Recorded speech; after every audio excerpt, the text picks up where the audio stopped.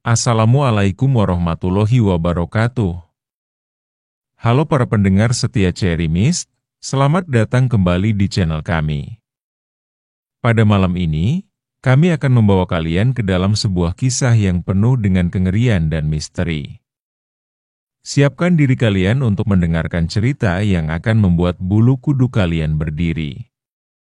Inilah kisah tentang hantu gadis di kolong jembatan. Teror mengerikan saat pulang.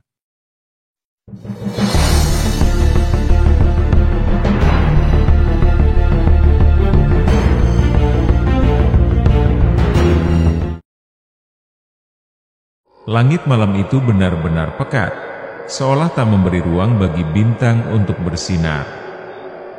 Hujan baru saja reda, meninggalkan jejak genangan air di jalanan yang berkilauan ditimpa lampu jalan. Kabut tipis menyelimuti tanah, menari lembut di atas permukaan trotoar yang basah. Suasana begitu sunyi, tak ada suara selain langkah kaki Sylvie yang pelan tapi tergesa-gesa. Derap langkahnya menggema di antara gedung-gedung kosong, membuat suasana semakin mencekam. Di depan, jembatan tua yang harus ia lewati mulai terlihat. Struktur besi tua yang berkarat dengan aspal yang berlubang, jembatan itu berdiri angkuh di atas sungai kecil yang berbatu. Namun bukan fisik jembatan yang menakutkan, melainkan kisah tragis yang melekat padanya. Beberapa tahun lalu, seorang anak perempuan ditemukan tewas mengenaskan di bawah jembatan itu. Tubuh kecilnya tergeletak di atas bebatuan tajam, namun yang paling mengerikan adalah kondisi kepalanya. Kepala anak itu hancur berantakan, pecah membentur salah satu batu besar yang tajam di bawah jembatan. Saat warga menemukannya, pemandangan yang tersaji begitu mengerikan. Kepala anak itu tidak lagi berbentuk. Tengkoraknya retak dan pecah di beberapa bagian. Kulit kepala yang robek memaparkan daging merah bercampur dengan pecahan tulang. Bagian atas kepalanya terbuka lebar, otaknya keluar terburai, sebagian jatuh ke atas batu tajam yang berlumuran darah. Darah segar bercampur dengan cairan otak menetes dari celah tengkoraknya, mengalir ke dalam aliran sungai kecil yang mengalir di bawah jembatan. Rambutnya yang panjang dan hitam basah oleh darah, menempel di wajah yang rusak tak lagi beraturan. Namun, meski wajahnya rusak, mata anak itu tetap melotot lebar, seolah-olah masih terjaga di saat-saat terakhirnya. Matanya terbuka besar, nyaris keluar dari rongganya, memperlihatkan guratan pembuluh darah merah yang putus-putus. Tatapan kosongnya seperti menahan rasa sakit yang luar biasa. Mulutnya juga terbuka lebar, bibirnya sobek, seolah menjerit kengerian di detik-detik terakhir sebelum ajal menjemput. Beberapa giginya bahkan terlihat patah, bercampur dengan darah yang keluar dari celah bibirnya. Orang-orang yang menemukannya terkejut dan ngeri, sebagian langsung pingsan di tempat. Hingga saat ini, setiap kali ada yang lewat jembatan itu di malam hari, mereka mengaku mendengar jeritan samar atau melihat bayangan anak perempuan dengan kepala hancur. Konon, arwahnya belum tenang dan terus menghantui tempat di mana ia meregang nyawa dengan cara yang begitu mengenaskan. Sylvie, yang selalu menganggap cerita itu hanya tahayul belaka, karena memang setiap hari dia melewati jembatan itu, tetap berjalan mendekati jembatan. Namun, semakin ia dekat, udara di sekitarnya semakin berat. Suara angin mendesing pelan, seolah ada yang berbisik di telinganya. Bau anyir samar tercium, dan tiba-tiba, pemandangan mengerikan dari cerita yang dulu pernah ia dengar, terlintas di pikirannya. Saat Sylvie mendekati jembatan, hawa dingin menusuk tiba-tiba menyeruak dari segala arah. Dinginnya tak biasa, seolah menembus kulitnya dan langsung merambat ke tulang. Ia merapatkan jaketnya dan mempercepat langkah, namun perasaan aneh mulai menghantui pikirannya. Seolah ada sepasang mata tak kasat mata yang mengawasinya dari kegelapan. Langkahnya terhenti mendadak. Dari bawah jembatan yang sepi, terdengar suara. Kecil, namun jelas. Suara yang tidak seharusnya ada di tengah malam sunyi seperti ini. "Sylvie!" Napasnya tersentak, aliran darahnya terasa membeku seketika. Jantungnya berdegup kencang, irama takut yang menggedor dada. Ia menunduk, menatap ke kolong jembatan. Kabut tebal menyelimuti bagian bawah, membuat segalanya tampak buram, namun di antara kabut itu, terlihat sesuatu yang samar. Sosok seorang anak perempuan berdiri di sana. Tubuhnya kecil, tak lebih dari seorang bocah. Rambut panjang hitamnya basah, menjuntai menutupi sebagian besar wajahnya yang terselubung kegelapan. Pakaiannya compang-camping, sobek-sobek dan kotor, penuh dengan noda basah yang tak jelas apakah itu lumpur atau darah kering. Sylvie tidak bisa menggerakkan tubuhnya, seolah kakinya tertancap di tanah. Matanya terpaku pada sosok itu yang mulai bergerak perlahan. Namun, yang paling menyeramkan adalah kepalanya. Dari balik helaian rambut panjang itu, ada sesuatu yang sangat salah. Kepalanya rusak, nyaris tak berbentuk. Pecahan tengkorak terlihat menganga di beberapa bagian, dengan darah kering menutupi permukaan kulitnya. Daging otak yang seharusnya berada di dalam, tampak mencuat keluar, berwarna hitam pekat bercampur dengan cairan merah yang mengalir lambat dari retakan kepala. Ada celah mengerikan di bagian atas tengkoraknya, di mana pecahan tulang menonjol keluar, seolah kepala itu pernah dihantam dengan keras. Mata anak itu tidak ada.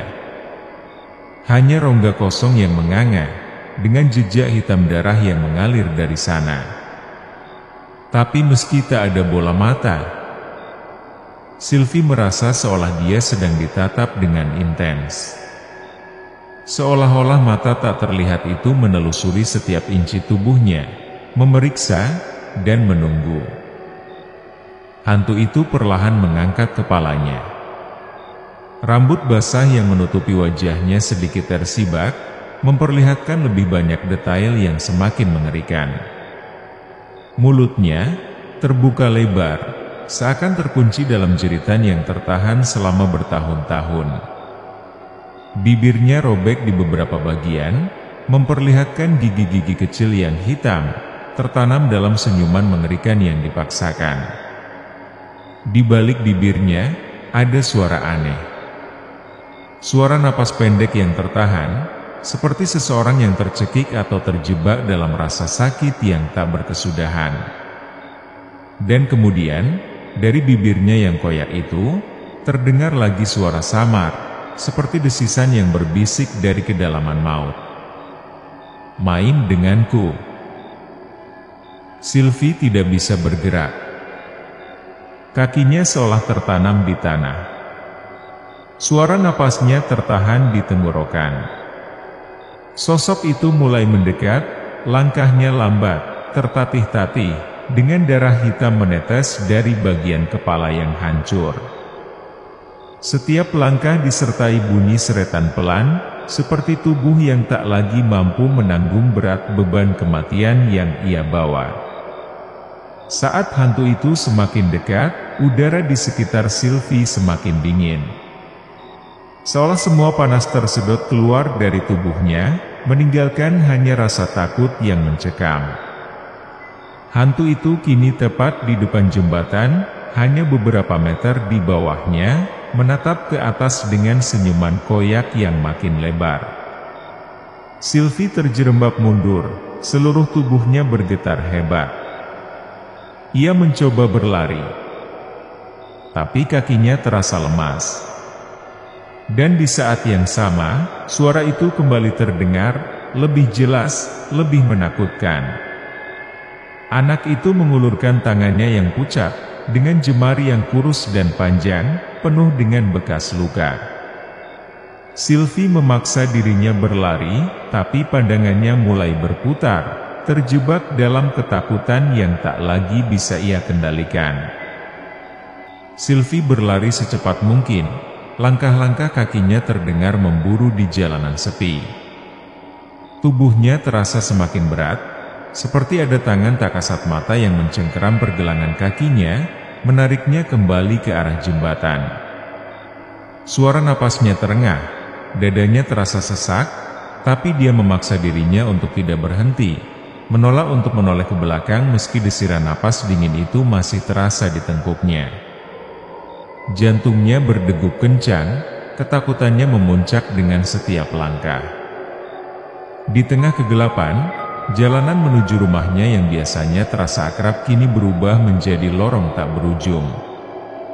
Pohon-pohon di tepi jalan tampak seperti sosok-sosok hitam yang mengawasinya, dan bayangan kelam di belakangnya semakin menempel di pikirannya. Seolah siap menangkapnya kapan saja. Akhirnya, setelah apa yang terasa seperti berlari tanpa henti, Sylvie sampai di depan rumahnya. Ia langsung menghampiri pintu, menarik gagang pintu dengan cepat. Namun, pintu itu tak bergerak. Terkunci. "Bu, buka pintunya. Buka, Bu."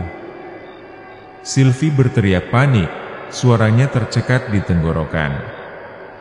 Tangannya menggigil saat menggedor pintu sekuat tenaga, berharap ibunya mendengar teriakan putus asa itu. Jari-jarinya terasa mati rasa, kepalanya berputar, dan air mata mulai mengalir di pipinya tanpa ia sadari. Ia terus memukul-mukul pintu, takut jika bayangan hantu yang dilihatnya di bawah jembatan sedang mendekat. Ketakutannya semakin mencekam. Waktu seolah bergerak lambat, dan setiap detik yang berlalu membuatnya merasa semakin terjebak dalam kepanikan. Tangan gemetarnya kini tak lagi kuat memukul pintu sekeras tadi, tenaganya terkuras oleh rasa takut yang melingkupi. "Buka! Ibu, tolong!" Sylvie hampir merintih, napasnya makin tersengal. Keringat dingin bercucuran di wajahnya meskipun udara malam begitu menusuk. Ia bisa mendengar detak jantungnya sendiri, keras dan cepat, seperti genderan yang ditabuh di dalam dadanya. Akhirnya, gagang pintu berputar dan pintu terbuka dengan suara derit pelan. Wajah ibunya muncul di ambang pintu, penuh kekhawatiran. Tanpa menunggu penjelasan, Sylvie langsung menerjang masuk, memeluk ibunya erat-erat. Tubuhnya menggigil hebat, dan air matanya mengalir deras membasahi bahu ibunya. "Ada apa, Nak?" "Apa yang terjadi?" tanya ibunya, bingung. Namun, Sylvie tak bisa menjawab. Ia hanya terisak, tercekik oleh ketakutan yang belum juga hilang. Tubuhnya terasa lemah, seolah sisa tenaga terakhirnya telah habis hanya untuk bisa pulang dan selamat. Hembusan napasnya yang pendek-pendek membuat ibunya semakin cemas, dan dalam dekapan itu, Sylvie hanya bisa menangis, mencoba melepaskan rasa takut yang terus menghantui setiap pikirannya. Terima kasih telah mendengarkan cerita Hantu Gadis di Kolong Jembatan, Teror Mengerikan Saat Pulang, bersama Cherry Mist. Kami harap kisah ini memberikan pengalaman mendebarkan bagi kalian semua. Ingatlah, di setiap perjalanan malam yang sepi, selalu ada sesuatu yang tak terduga menunggu. Tetap waspada dan jangan lupa untuk selalu mendengarkan Cherry Mist untuk cerita-cerita horor lainnya.